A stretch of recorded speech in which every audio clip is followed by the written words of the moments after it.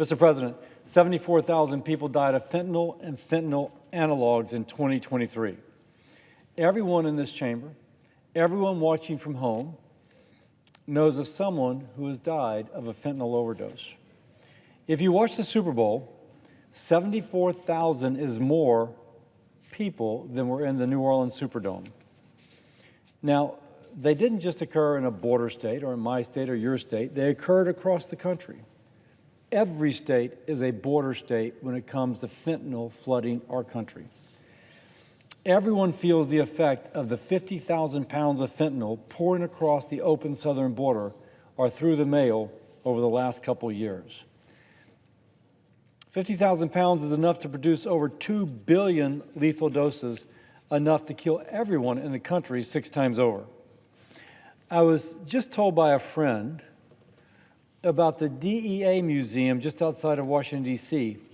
It has a new exhibit, The Faces of Fentanyl.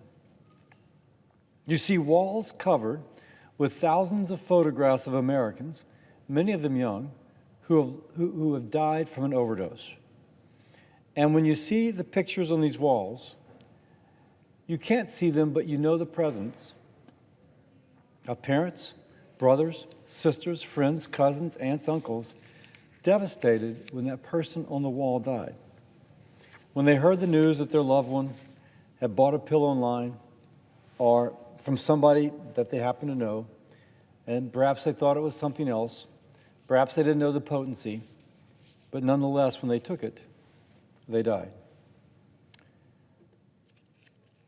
The pain of this for so many people is why I urge my colleagues to join me in passing the HALT Fentanyl Act to enable law enforcement, to help law enforcement stop the criminals poisoning our fellow Americans. What does the HALT Fentanyl Act do? It makes permanent the Schedule I classification of fentanyl and fentanyl analogs. What's a fentanyl analog? I'm a doctor, so I'm going to speak a little bit like a doctor. An analog is fentanyl, which is illegal, except they change it just enough so that when they change it, technically it would not be illegal. Yes, it looks like fentanyl, it addicts like fentanyl, it can kill like fentanyl, but because of a minor modification, it's not actually fentanyl.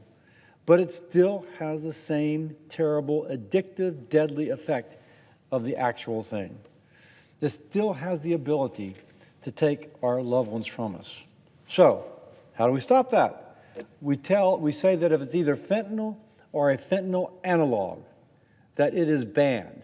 And if you are illegally in possession of this, if you are selling it to other people, then law enforcement has a right to arrest you. And this bill makes this Schedule I classification, Schedule I meaning it's illegal to have, permanent. So aside from closing a loophole that criminals use to skirt around the law, we also strengthen the penalty for those who possess the fentanyl analog, and again, make it easier for law enforcement to prosecute. This isn't controversial. This is bipartisan. The need is there. We've been doing this on a temporary basis, but now we're going to make it permanent.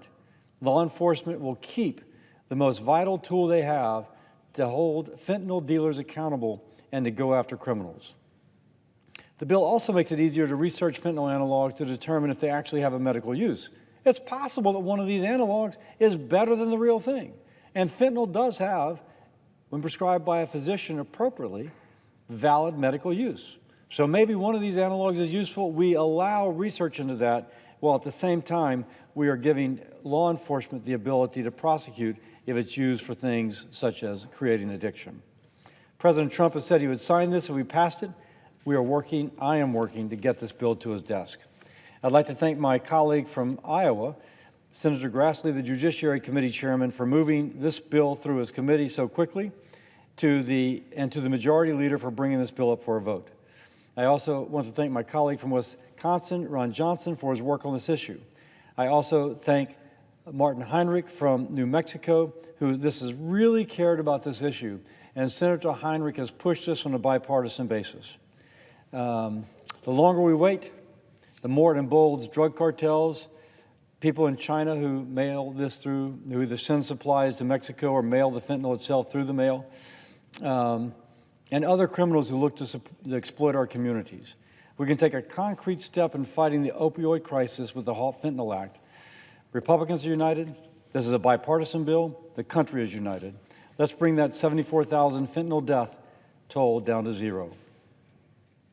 I'll never yield in this fight, but for now, I do yield the floor.